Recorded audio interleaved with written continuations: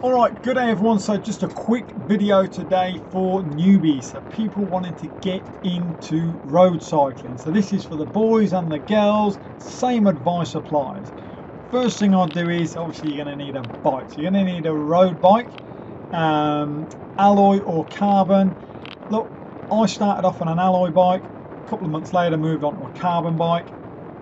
Go with whichever you can afford. If you can afford a carbon straight out and you're going to do a lot of cycling, go the carbon, because eventually you're going to go carbon anyway.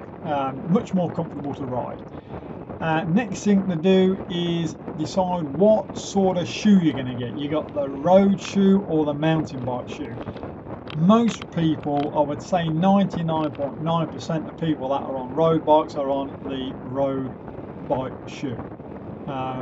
The difference is you got the cleat on the outside with the shoe, with the road bike shoe, and it's recessed on the mountain bike shoe. So when you're walking on the road bike shoe, you sort of clackety clackety clack. With a mountain bike shoe, it's more like a normal trainer. So go with whichever one suits you best. Go down the bike shop and try a few different ones on. You don't have to necessarily go the most expensive boot to start with, whichever way you go. I started out with just a cheap $45 pair of shoes. Still got them now, and I use them for when I'm on any training rides. If I go out on the mountain bike, I use them. So just whatever suits you, whatever's comfortable for you. Next thing is, that is the most important thing, is a bike fit. You need to get a bike fit done.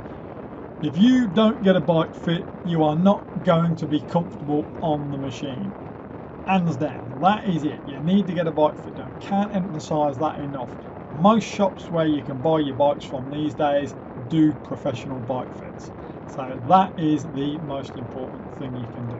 So once you've got all that sorted out, it's time to get out and do some riding. So what you do is, if you've got a few mates that you can go out with, as how I got back into cycling, went out with a few mates, just drafted off them, and slowly picked up a bit of etiquette about the cycling, you know, because there's a few rules along the way that you got to sort of abide to. It's sort of like a cyclist code, let's say. So sitting on the back and drafting will just slowly get you into it. You know, you'll start to lose a bit of weight, you'll get your endurance up, and you'll get bike fit, you'll get match fit for the cycling, which is what it's all about. You know, you get match fit. And you'll pick those rules up along the way, which is good, because you know, you don't know them, do you?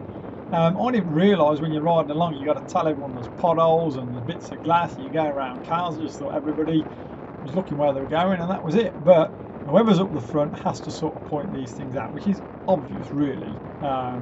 You know, you got to point out dangers on the road, basically.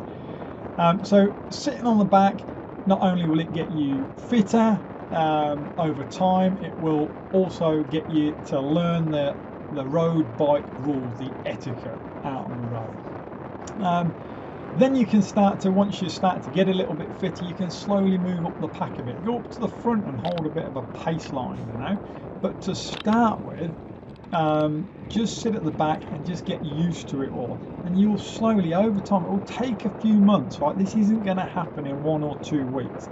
It will take a couple of 3 months before you start to see a good improvement if you're going out regularly on bike lessons. So you'll start to see an improvement, and you will just slowly see your times just creeping up there. And then that's a gauge that you're getting fitter and you're getting stronger, because when you first get out on the bike, you're going to be unfit. You are not going to be able to keep up with the faster guys or girls out there. You're just not going to be able to do it. So no point trying. Just slowly do it, and that way you won't get disheartened if you slowly move into it and just transition through building up to becoming a better biker. You know, you won't get disheartened when people are bombing past you, because you just can't hang on to them. Okay, but once you get up to that level, up to that faster level, you'll be able to stick on the back, and then it's great fun. So that is what I would say. The other thing I would suggest is your rides to start with.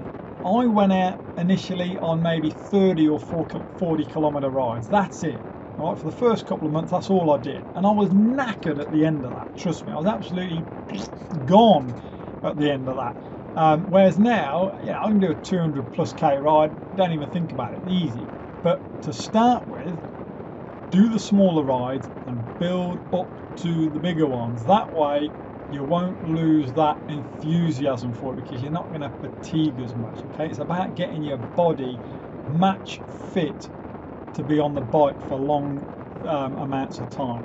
So just slowly work your way up there and you'll do it. I would avoid hills as much as you can. I don't mean little inclines, little things. Obviously you can't get a whole ride where it's completely flat unless you live in Holland, but I'm talking about major hill climbing, you know, like 1, 2, 4, 5K hill climb, whatever.